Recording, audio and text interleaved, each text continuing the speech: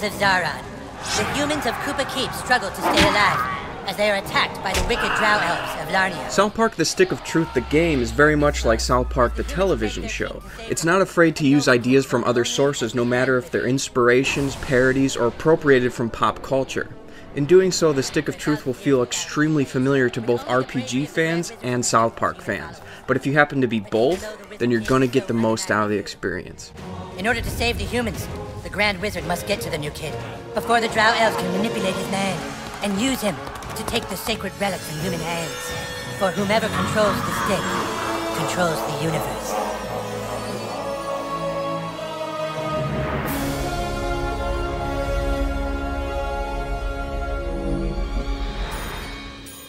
On the role-playing gameplay side of things, Stick of Truth falls short of greatness.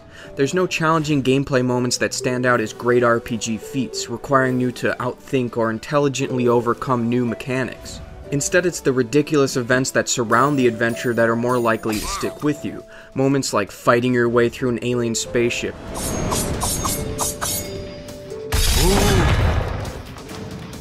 or adventuring through the anal caverns of a gay man's ass.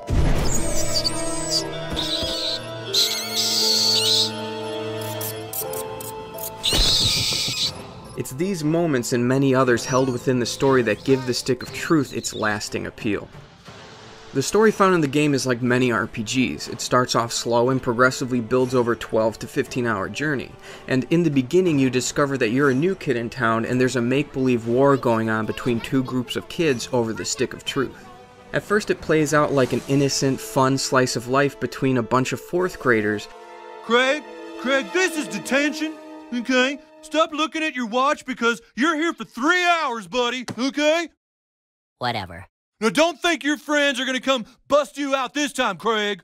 My name is Feldspar, and I'm a level 6 thief, and the humans will soon rescue me from this tower. No, your name is fucking Craig Tucker, and you're in detention. Now start doing your homework. But then South Park's penchant for absurdity and hilarity soon follows. There's alien goo turning all manner of creatures into Nazi zombies, there's dragon farts, man-bear-pig hunting, and a string of other deranged quests and events that bring the world of South Park to life like never before in a video game. So yes, the crude humor, video game parodies, and adventuring across a game that looks and feels just like South Park is definitely the star of the show here. The gameplay, on the other hand, not so much. It's not bad by any means, but the RPG mechanics are stripped down to their basics. At the start, you'll choose a class among Fighter, Mage, Thief, and obviously, Jew. All the classes can wear any piece of gear and can wield any weapon as long as they meet the level requirement. Each class does have their own skill trees, but it's pretty much a paint by numbers. You basically decide which one of the 2 starting skills you like better, max it out, and then max out the new skills as they come, and that's about it. There's really no room to create a unique character within your class type. Chances are that my thief would look extremely similar to your thief if we both made one. Now as for the combat itself, I love the fact that you can always see your attackers. There's absolutely no random battle encounters. You can also interact with those combatants before engaging them. You can fart at them to make them sick, you can hit them with an arrow to make them stunned for the first round of combat, or even take out members of their group by utilizing the environment to your advantage prior to battle. The actual battles themselves would best be described as action turn-based. Each character's round has 2 phases, an optional item phase, and then the round is ended by an attack phase. Attack phases allow you to perform an assortment of different offensive skills. You can use power points to use class-specific abilities, you can use special fart magic, or you can even choose a variety of different normal strikes. Every one of these attacks has you interacting in battle in some manner, either using quick reflexes at timed button prompts, mashing away at a button during an attack, twirling your joysticks to command a dragon fart, or even strumming Jimmy's lute in a Guitar Hero-like minigame.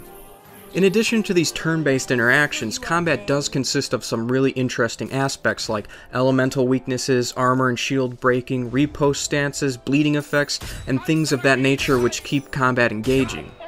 For the most part though, after one go-around with these different combat mechanics, they're never really challenging again, but they do keep combat fresh nonetheless.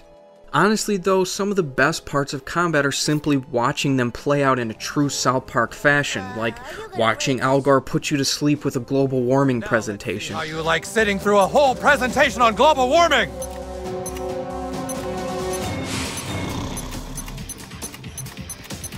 Or witnessing Butters unleashes Professor Chaos on a group of Nazi zombie fetuses. I mean, where else am I ever going to say that sentence out loud? Nowhere but South Park.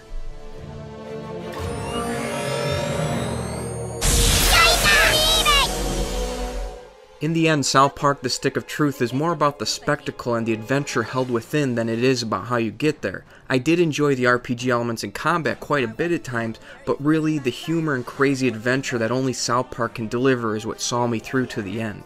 It might not be rewriting RPG history here, but I can definitely say that I've never laughed so hard while playing a game, and really when I'm coming into a South Park game, all I really want is some twisted substance accompanied by something that's funny.